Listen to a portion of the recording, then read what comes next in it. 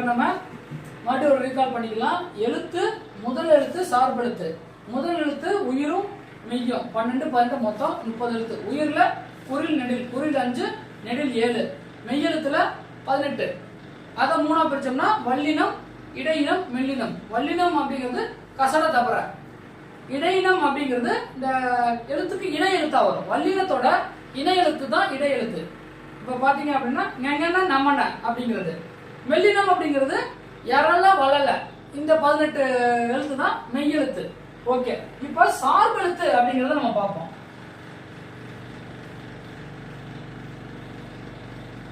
சார்பெழுத்து அப்படிங்கிறது பேர்ல இருந்தே சொல்லலாம். இது வந்து உயிரையும் மெய், அதாவது முதல் எழுத்தை சார்ந்து உருவாகிறது சார்பெழுத்து. மொத்தம் 10 வகையா சொல்றாங்க. என்னென்ன அப்படின்னா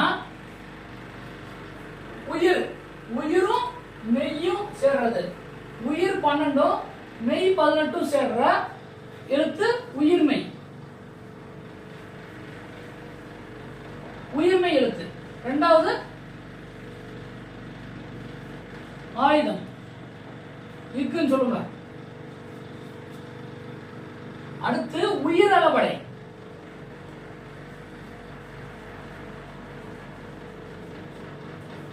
அடுத்து ஒற்றளபடை,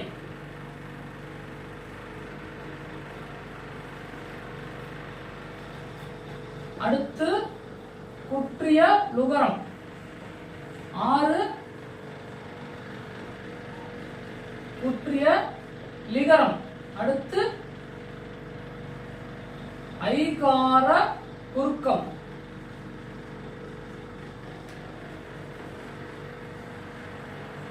அடுத்து ஔகார குறுக்கம். 9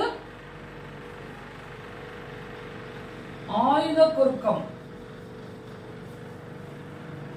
10 மகர குறுக்கம்.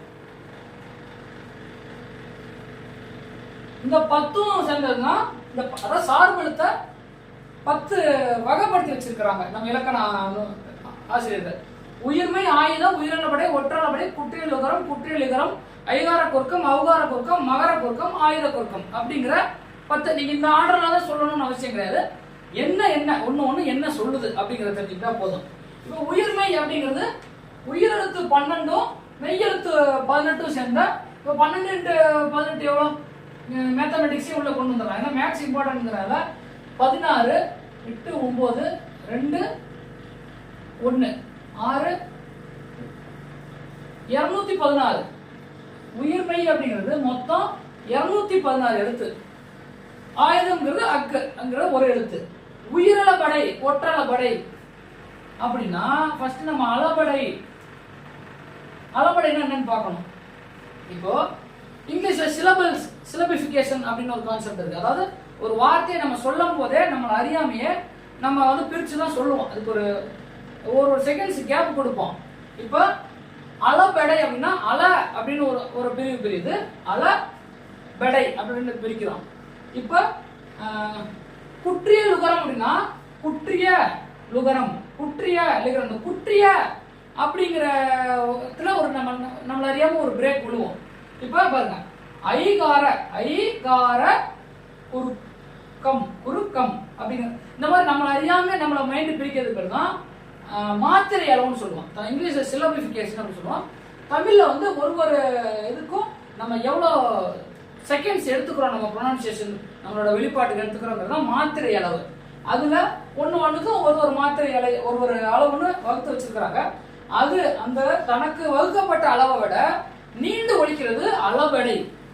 அளவு அதிகமா, அளவு எடை அதிகமா ஒலிக்கிறது அளபடை. மாத்திரை அளவு நீண்டு ஒலித்தல் அது பேரு அளபடை.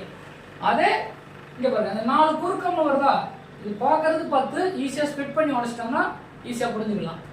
மாத்திரை அளவு நீண்டு ஒலிச்சா அளபடை. அதுல உயிரிழபடை, ஒற்றளபடைன்னு 2 கான்செப்ட் இருக்கு. அதே மாத்திரை அளவு, தனக்கு உரிய மாத்திரை அளவு வந்து குறைந்து ஒலித்தால் அது பேரு குறுக்கம். அதுல 4 டைப் இருக்கு. ஐகார குறுக்கம், ஔகார குறுக்கம், ஆயுத குறுக்கம், மகர குறுக்கம். ஒண்ணு நம்ம உள்ள பார்க்கும்போது ரொம்ப டீட்டெயிலா பார்த்துலாம். நம்ம வேகமா போகணும், நமக்கு இன்னும் 60 நாள் தான் இருக்கு அப்படின்னு நினைச்சுட்டு ரொம்ப சீக்கிரமா நம்ம போறதுல கொஞ்சம் வேகமாக தான் போகும். கொஞ்சம் புரிஞ்சுக்கணும். இப்போ உயிர்மை நமக்கு தெரியும், ஆயுதம் அப்படிங்கிறது தெரியும். கொஸ்டின் பார்த்தீங்க அப்படின்னா எங்கே தரணும், இந்த அளபடை. கண்டிப்பாக இந்த அளபடை குற்றிய லுகரம் திரும்ப திரும்ப திரும்ப கொஸ்டின்ஸ் வந்துகிட்டே இருக்கும். அளபடைனா உயிரளபடையில 3 விதமா இருக்கு. உயிரளபடையில அதுக்கு ஷார்ட்கட் பார்த்தீங்கன்னா சிஸ். Shortcut sis. எப்படி ஞாபகம் வச்சுக்கலாம் அப்படின்னா, சிஸ்டர் மேல உயிரளவு இருப்போம் அப்படின்னு ஞாபகம் வச்சுக்கோங்க. சிஸ்டர்னா உயிரளவு பிடிக்கும் அப்படிங்கிற மாதிரி ஞாபகம் வச்சுக்கோங்க.